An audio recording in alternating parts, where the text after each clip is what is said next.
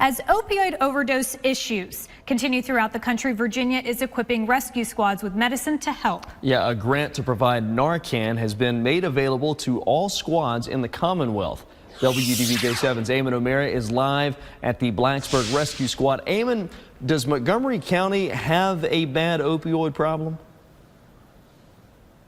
Well, according to the chief here, no, Logan and Leanna, not compared to the other surrounding areas throughout the Commonwealth. But just because they only see an average of 2 opioid overdoses throughout the county in a given month doesn't mean that they don't want to be prepared if it gets worse.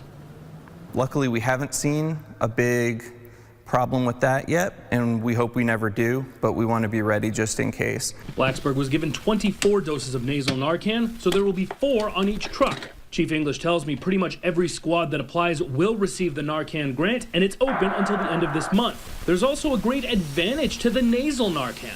Chief English couldn't open one of them, but did show me how it works with this training device. It will be quicker to administer since less than half the squad can use Narcan that requires being injected. It's a lot easier to use and you don't have to go through all the training on how to start IVs, and if there is a call for a narcotic overdose, you don't have to wait for an ALS provider to get there and start an IV. You can just go ahead and start providing care to the patient. The nasal Narcan is just as fast.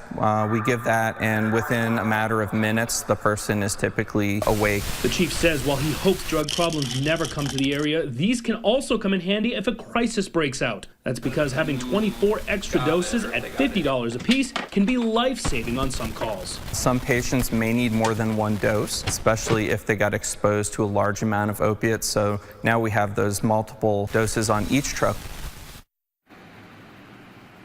Now, the chief tells me one instance they are now ready for is helping law enforcement if officers are exposed. A scenario can happen where police enter a home and some narcotic is in the air, spreading to officers. Logan, thanks to this grant, which is still available, situations like that can be handled much quicker and more efficiently. Yeah, Eamon, it definitely is comforting knowing that all of those crews are now outfitted with that Narcan. Eamon O'Meara live for us tonight in Blacksburg.